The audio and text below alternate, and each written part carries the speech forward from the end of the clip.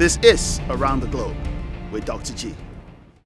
As a reverend, a person that is trusted with, I don't know, sensitive information, sensitive things that may be happening in someone's life, and maybe even you're sometimes loaded with a number of issues that people deal with in their daily lives, and you're presented with those issues. How are you able to kind of stay, in a sense, outside of the pit, so to speak? How are you able to address their situations and yet stay outside of the pit and not over empathize, perhaps? Okay. Yeah, it can be difficult, and I'm grateful for the fact that so far it hasn't been a major burden. I do meet with families regularly or irregularly. You do get to know what's going on in their life. And what really helps me before such a meeting, if I'm going to their house, or if we've arranged to sit and have a coffee, wherever it might be, I'll always pray first. Okay. So I'm praying that I'm handing over the needs and the concerns of those I'm about to meet to the Lord, knowing that He's far better equipped to deal with them than I am. Absolutely. And also I, once again, as I do regularly through the Psalms and through readings, ask for His help, His spiritual help, to help me overcome my human weaknesses and failings, to keep me on the right side of where I be and therefore not cross over, and to ask His protection. That's really the Lord protects each one of us. But again, when we submit ourselves and when we're humble enough to ask for God's help, we can feel ever more strengthened because of it. And how that all works, I don't know, but I just always find that I'm able to stay where I need to be. It's not to say I've never cried with somebody. I have, and that can be good. But I feel protected. I think, the key thing that I get from what you're saying is the fact that you actually, number one, don't take the burdens on yourself and you release it to the Lord. Yes. Even before the meeting, everything is already kind of released to the Lord.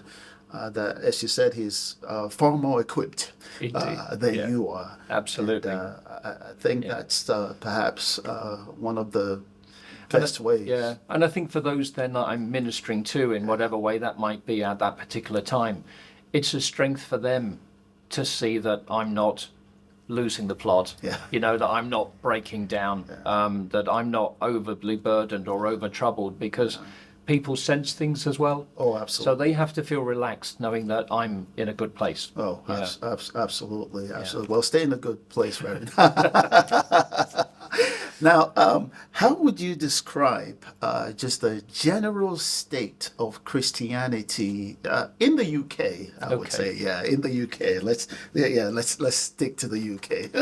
Well, I recall reading, I think it was only 12 months or so ago, so for some reason it's still reasonably fresh in my mind, that the 2021 census, which was the last big one, we have one every 10 years here in the UK, saw the number of people identifying as Christians down by over 10%. Oh.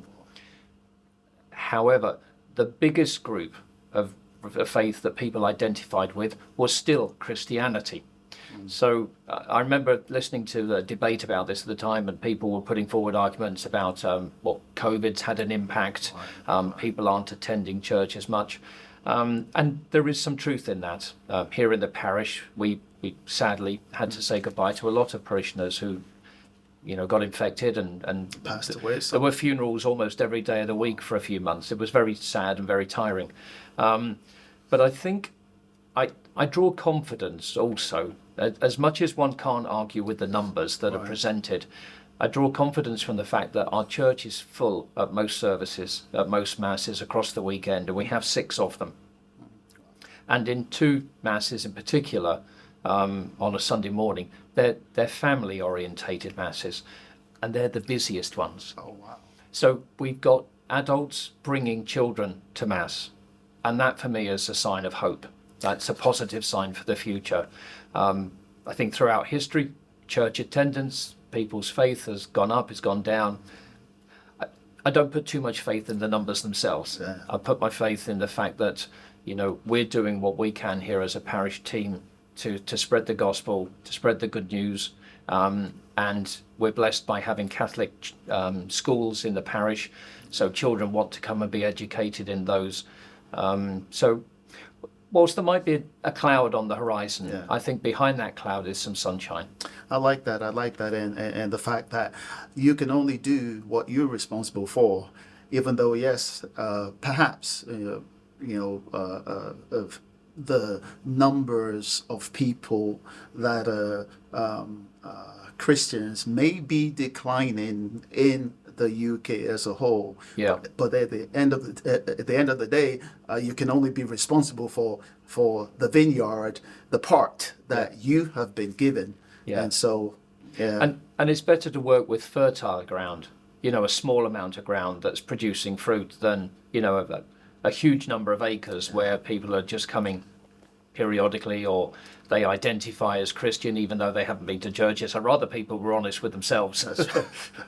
That's right. That's right. They're yeah. I mean, all over the world, there are all sorts of issues. As you said, these things go up and down, and you can't particularly concern yourself with those numbers up and down. So yeah, that's really